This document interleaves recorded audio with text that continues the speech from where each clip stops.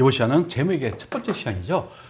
전산회계 1급하고 전산세무 2급은 대동소이합니다. 그래서 대부분이 전산회계 1급에서 다뤘던 내용입니다. 그래서 핵심만 얘기할 겁니다. 그리고 만약 추가되는 부분은 별도 설명이 있을 겁니다. 그러면 재무회계 이론적 기초 보시면 재무회계하고 관리회계 그리고 재무회계 개념 체계에 대해서 간략하게 공부해 보도록 할게요. 재무회계하고 관리회계 이것은 정보 이용자에 따라서 구분된다는 거 다 알고 계시죠? 즉 외부 정보 이용자일 때는 재무회계가 되는 거고 내부 정보 이용자는 관리회계가 되는 겁니다. 그리고 최종 산출물은 재무제표죠. 재무회계는. 근데 관리회계는 일정한 형식이 없는 보고서가 되는 겁니다. 그리고 특징 보시면 과거가 재무회계의 특징이에요. 그리고 관리회계는 미래, 즉 투자 여부에 대해서 판단하는 게 관리계획가 되는 겁니다.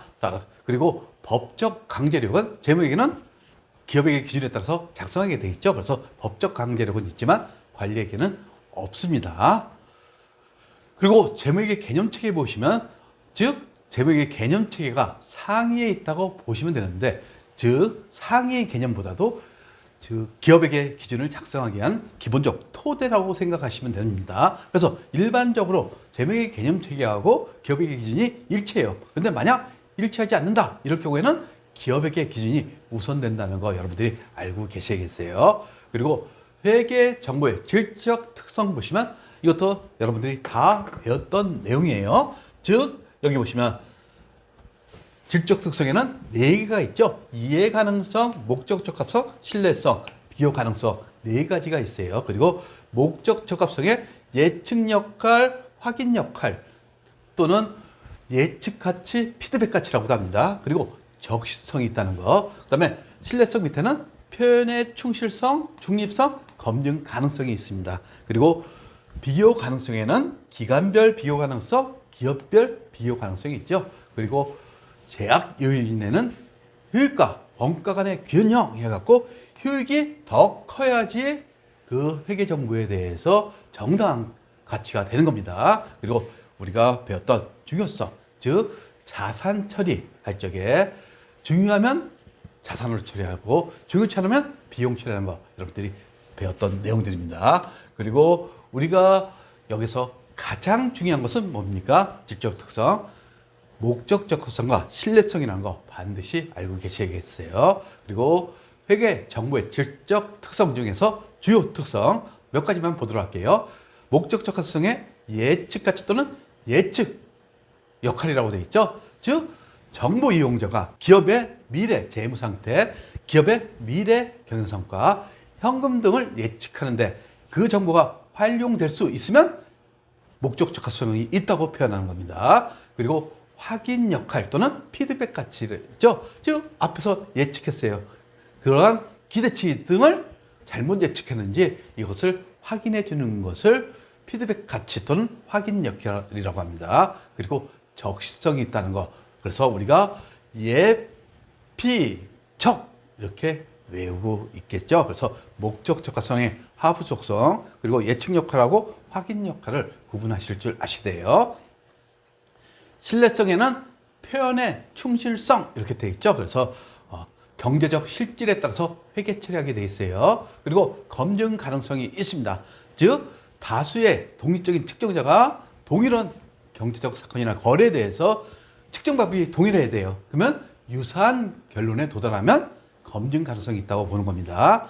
그리고 중립성 이것은 한쪽에 치우침 없이 즉 편의 없이 중립적이어야 한다는 속성을 의미하는 거예요. 그래서 앞자를 따갖고 표, 중, 검 이렇게 외우시면 되겠어요. 그리고 우리가 보수주의란 개념을 여러분들이 이해하셔야 됩니다. 전산 세무 2급에서 간혹가다 보수주의에 대해서 물어보는 문제가 나옵니다. 즉 자산이나 수익이 과대평가되지 않고 부채나 비용이 과소평가되지 않도록 회계 처리하라. 결론적으로 이익을 적게 표시하라고 하는 게 보수주의예요. 그래서 만약 추정을 했어요. 기업회계 기준에서 다 인정해요. 자산이 1억이 될 수도 있고 0.5억을 할 수 있는 추정 방법이 있어요.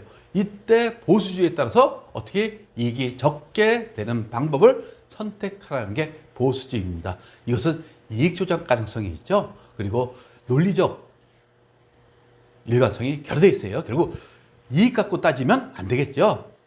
그래서 대표적인 게 미래 효익이 불확실한 것에 대해서 연구비를 처리하면 비용 처리하는 거죠. 저가법은 재고자산에서 나온 거죠. 즉 하락했을 때만 비용 인식해요. 상승할 때는 최초 취득가액 범위에서 환입시키고 그 이상은 수익으로 인식하지 않습니다. 저가법 예를 들어서 이게 있는 겁니다. 그리고 우발 손실에 대해서 비용 인식하라. 즉 비용을 인식한다는 것은 이익을 적게 계산한다. 이렇게 생각하시면 되는 거예요. 이게 보수주의의 개념입니다.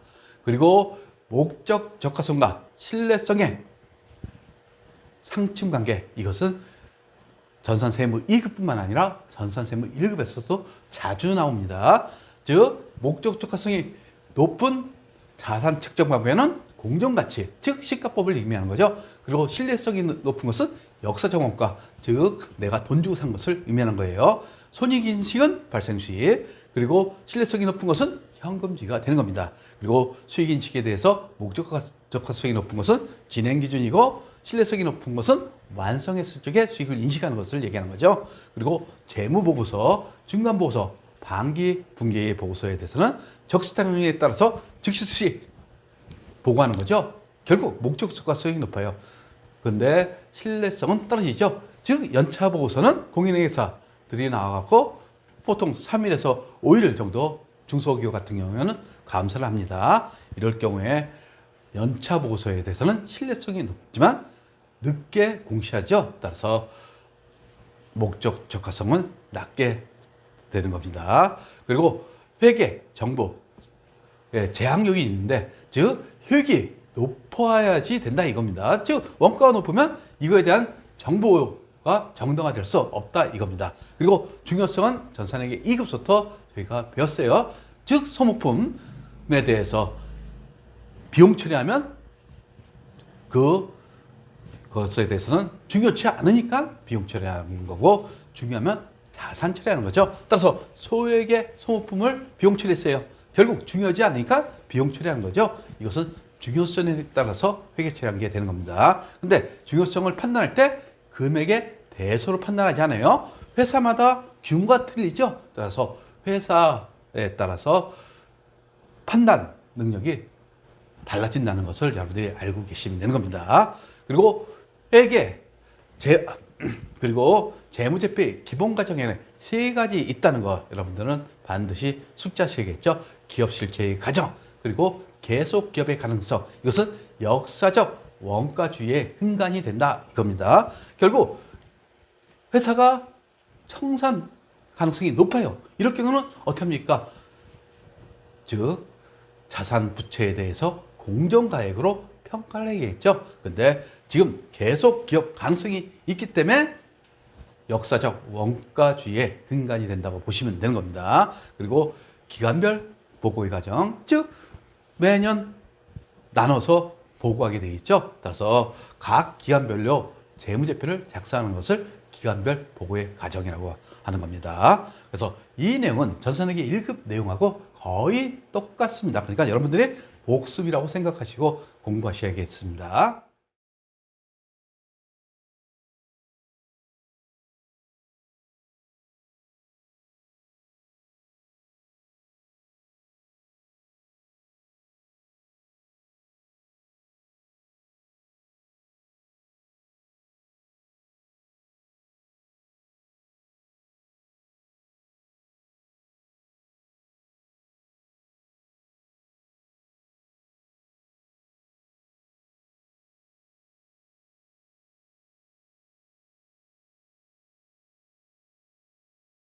구독과 좋아요는 우리에게 큰 힘이 됩니다.